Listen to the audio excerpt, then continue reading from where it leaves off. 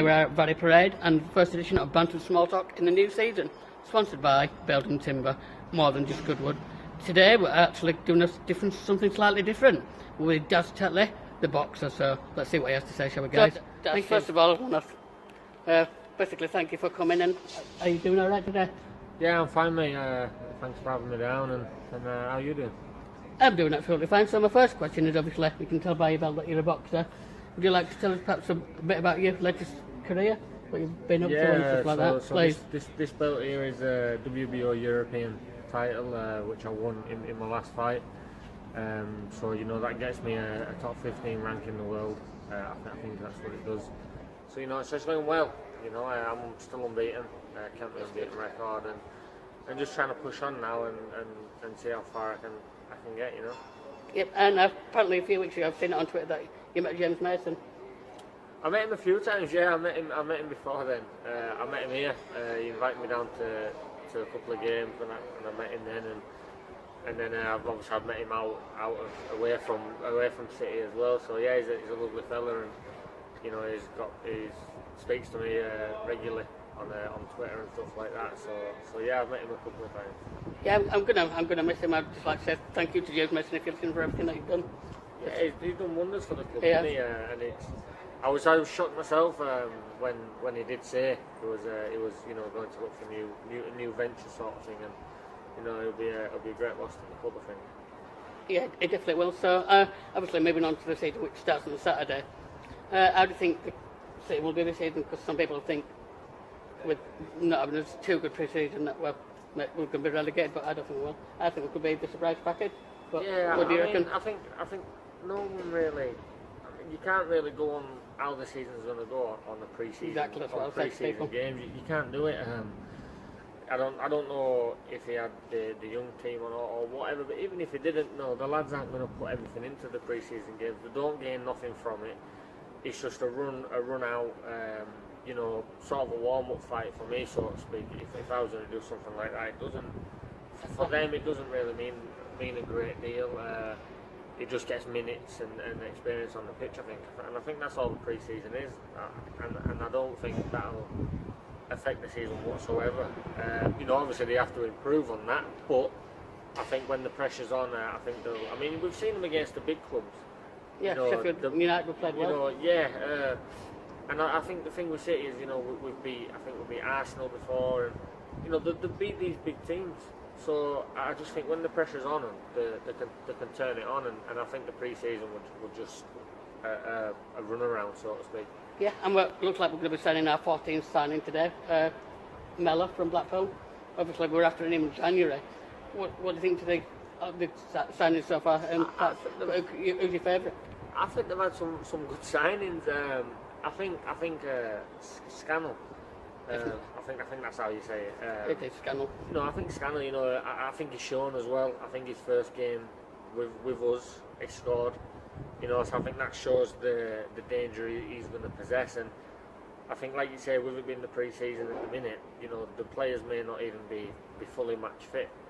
So I think once they've had a few run-outs now, the season starts, and I think we'll see a good team, and and obviously the fans always come out to support. So I think it's going to be a good season for us. Yeah, and obviously, are you going to on Saturday for first away game, or will you be waiting until the week when we're at home against Bantams? I'll probably wait. I mean, to be fair, I don't always, like we said on walking up here. I don't always get to the home games, depending what training. And now I actually work 2 in the afternoon till 10 at night. So so now it's changed. It's going to be really difficult to get to them games. But I'll find a way around stuff, and maybe not the first home game, but I'll definitely sort something out at some point. And if you have to have a prediction in the first couple of games, what do you think will? I think obviously, as a City spot, you're going to say they're going to win. But I think there was absolutely unlucky the other day. I think 90th minute in extra time or something. Yeah, and apparently it was a deflected shot and a header. Yeah, that's not going to happen much. And that's like a fluke sort of thing.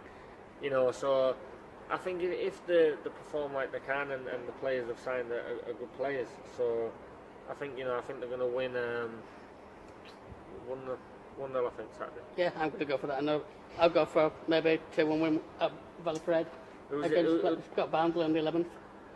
Yorkshire Derby. Yeah, 2-1. I Yorkshire think Derby that'll be a bit hard. I think they'll concede in that, but I think it'll be 1-1 and they'll pull a late winner. Yeah, and obviously, where do you usually tend to sit when you can get to the games? Do they stand or do they pop behind us? I think we're around somewhere up there. I think I sat before. Yeah, so somewhere. Yeah, so you basically up that end, yeah. So that's where I was sat before, because I think I had some food in the banqueting part. So I sat up there last time, yeah. Yeah, like the McCall sweet and stuff like that. Yeah, stuff like that. Yeah. So I filled my face, and then I could watch the game.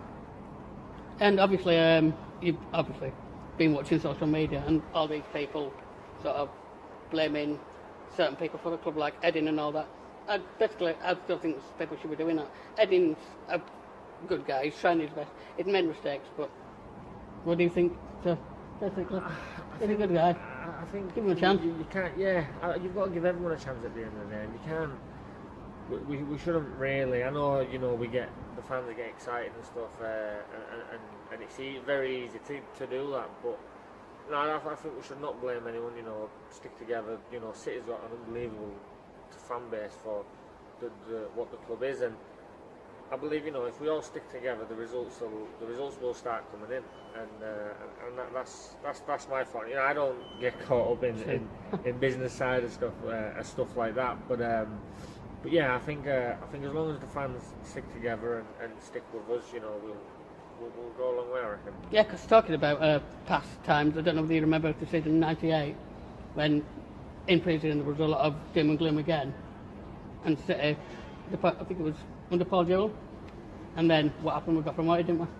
So exactly. That happened again. Listen, the thing is, pre-season doesn't mean. I mean, I'm a boxer. I'm not a footballer. You know what I mean? So I can't sort of speak on behalf of football. But for me, pre-season doesn't mean anything. If you spoke to the players, look, you've got a choice. You can lose your pre-season games, but win all your league games. What are they going to do? Of course, they're going to say, "Oh yeah, I'll lose them." They don't mean anything. And I think if you speak to the players themselves, they'll probably say the same. Obviously, they want to win every game, but pre-season they're not fit. They're just they're just having a run round, and I think that's all it is. So obviously, you've been watching City for quite a few years. What's your most favourite memory with City? Is it perhaps wins at Wembley? If so, which one? Or would it be beating Arsenal in the cup? Because I must admit, a lot of people know Arsenal are a Premiership team, so that was my dream time. Obviously, it was Sporting City that day, obviously, but I think you've got to go with when they was beating the big teams, like you just said, Arsenal, because who in a million years would have thought it was going to happen? You know what I mean? And also not even just winning at Wembley, just getting there, just getting there. Lost in the final, but that doesn't matter. At the end of the day, them players there have got memories for the rest of their lives. They've got to play at Wembley Stadium, the home of the England team. Do you know what I mean? So yeah. And I think that's what the team we have now has got to think about. They've got us to think. What we want to get there. You know what I mean? And I think, like I say, if they work hard and don't conceive silly goals and stuff like that, then it might be a trip down Wembley. Yeah, hopefully, even better. But at the same time, it might take the team time to gel. With having a full new squad, I urge fans to give the team time. Not going to happen overnight. No, it won't happen overnight. Nothing ever does, and we're not going to sit here and say they're going to win every single game in the league, because I don't know if there's ever a team that's ever done that. So, no, they've got to gel, like you say, and just concentrate on just playing good football. Yep, and we'll finish off by just talking about the other week where there was a Bingley Bantams Bay Fest. Obviously, making money for the Bradford Burns unit. I think they're winning $1 million. What did you think to the event personally? It was unbelievable. And obviously, I want to thank you for coming on behalf of myself and obviously Bingley Bantams. It's fine. It was unbelievable. Thanks to them for having me down, and what an unbelievable night. The supporting acts, the singers and stuff like that was unbelievable. And the whole atmosphere in general was absolutely cracking. A good night, and if you was having a drink like I did for the first time in a long time, I don't normally drink, but you know, I got invited there and had a drink, and the day after I was dying to say the least. So yeah, so it was a good night, but the morning after wasn't so good. So thanks, Daz, for doing our interview on First Bantam Small Talk, sponsored by Bantams. Cheers, buddy. No problem, mate. Thank you very much.